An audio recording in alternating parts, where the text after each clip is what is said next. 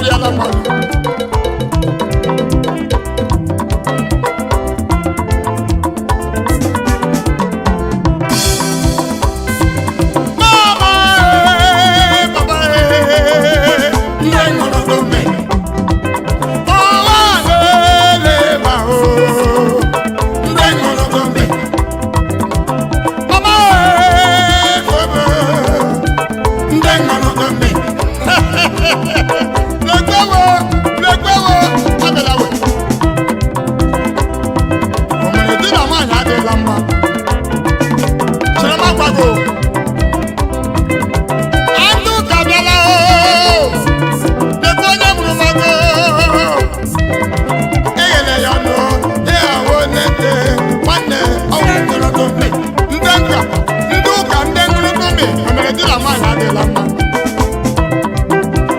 Ụfọdụ ndị pastọ na-abịa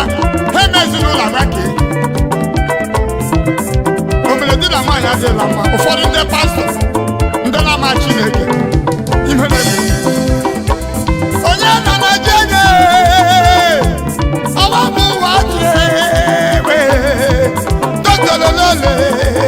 amaghị ndị ha bịara ọzọ ndị ṅụrụgo mbe eze chasiri egwu totololole kelele nwanne m ọbịa otie ọ naghị eme mgbe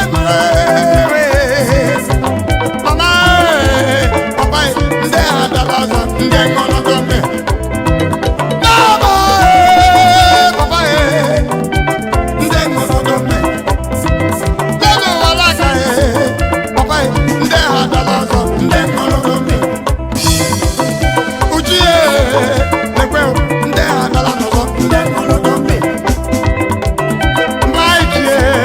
nwanne ndị ha bịara ọzọ ndị ṅụrụgo mbe aike papa nwanne ndị ṅụrụgo mbe eze nwanne brọda ndị ha bịara ọzọ ndị ṅụrụgo mbe oyibo chika ndị ha bịara ọzọ ndị ṅụrụgo mbe lekwewo ejike m nwanne mmadụ ihe mee na-akpọtụ studio nọ na-emeke international studio ọwebaisha jeno eze ndị Igbo na Gabon anyị ekelekwele gị obere makụla eluwe isi take it there eze chasi egwu ultimate doctor sa ololo na-ekelere gaa n'iru Prince Martin okwu ọ ga-adịkwara gị mma mama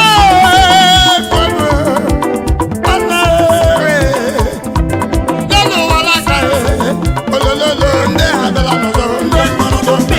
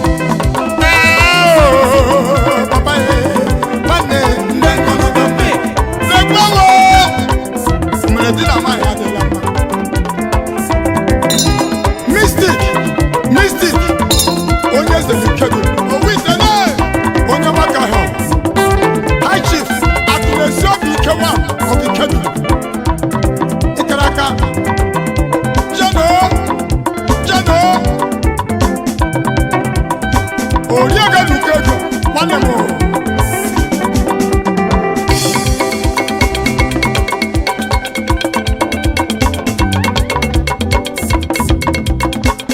Sebastian onye na-agụkwa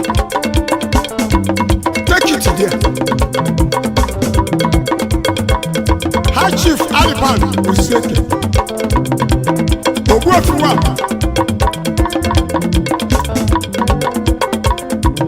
Amaraja agara foto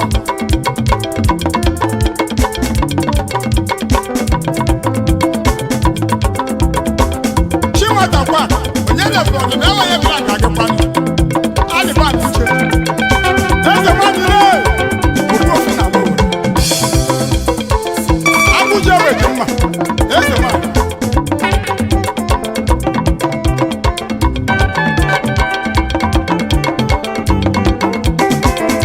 eze ụlọ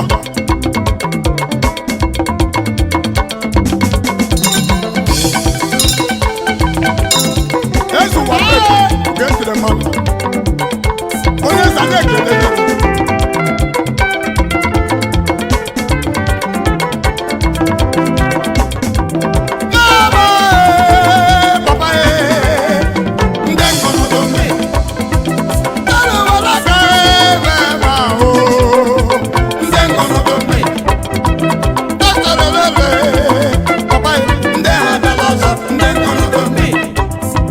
Osojebwe